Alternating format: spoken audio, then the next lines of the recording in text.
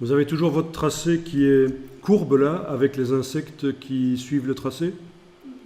Bon, ben on va faire en sorte qu'ils suivent vraiment le tracé, qu'ils tournent. Donc pour ça, toujours en n'ayant rien qui est sélectionné, vous allez double-cliquer sur votre broche diffuse. Vous avez ici rotation fixe, on peut la laisser en fixe, et rotation relative à page. Mais si vous mettez rotation relative au tracé, vous allez voir que les insectes suivent le tracé. Donc la différence est flagrante. Ça c'est sympa. On peut faire la même chose aussi dans Photoshop avec les broches Photoshop. Faire en sorte que l'objet tourne et suive le trait de pinceau. Enfin voilà l'équivalent dans Illustrator. Alors, rotation aléatoire, ben ça ne change rien dans un premier temps par rapport à fixe. Mais vous allez pouvoir amener des variations. Vous allez pouvoir dire, tiens, de temps en temps, il y a un insecte qui va regarder un peu plus à droite et un autre un peu plus à gauche. Donc, ça va amener un peu un côté naturel. Globalement, je fais en sorte qu'ils suivent quand même toujours le tracé, mais voilà, il y en a de temps en temps un qui regarde un peu plus à droite et un peu plus à gauche. Ça se règle avec les deux curseurs, la rotation aléatoire.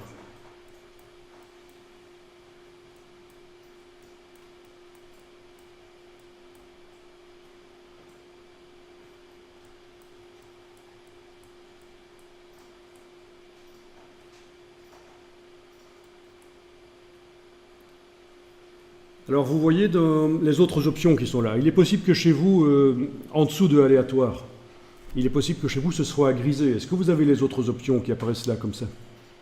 Elles sont grisées, vous les voyez mais c'est inaccessible. Pour qu'elles soient accessibles, il faut avoir installé un driver de tablette graphique.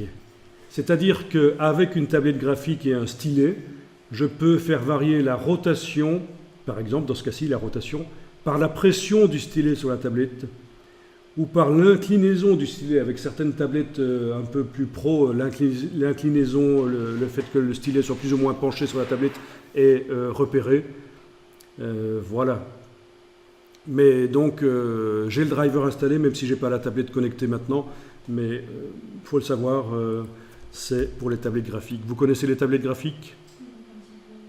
Donc voilà, il y a une marque qui est...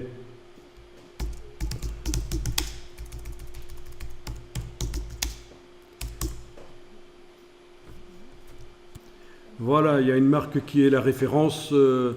En général, je ne suis pas pour pousser pour une marque, mais force est de constater que dans ce domaine-là, ils ont une expérience quand même assez grande et on en trouve pour pas cher. Sur eBay notamment, ebay.de aussi. eBay Allemagne, c'est intéressant pour les tablettes Wacom. Ah oui, les tablettes, parce qu'il y en a avec écran intégré, ce qu'on appelle les Cintiq. Et d'autres avec pas d'écran, donc on doit regarder l'écran de l'ordinateur pendant qu'on travaille sur la tablette. C'est une petite gymnastique, mais c'est facile à faire. C'est juste, il faut juste la placer bien devant l'écran et ça va. Mais c'est sûr que les Cintiq, il y en a. Ça se branche en USB, le stylet est sans fil, il y a un circuit électronique alimenté par le champ magnétique de la tablette. Et le stylet coûte très cher, quasiment le prix d'une tablette. Enfin, non, pas, ça dépend. Pour une tablette comme ça qui coûte 571, qui doit être, oui, ça doit être du reconditionné, ça. Le stylet vaut une centaine d'euros. Donc je le dis parce que les gens ne s'en rendent pas compte, sauf quand ils l'ont perdu et qu'ils doivent en racheter un. Ce n'est pas un bête bout de plastique.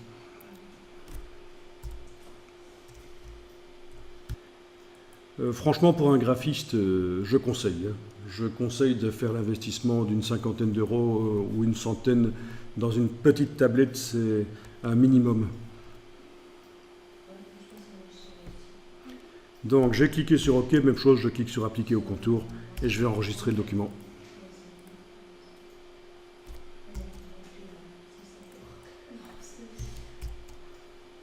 Commencez petit. Ça sert à rien, c'est comme quand on commence à apprendre le piano, on ne va pas acheter un piano à 5000 € tout de suite. Hein.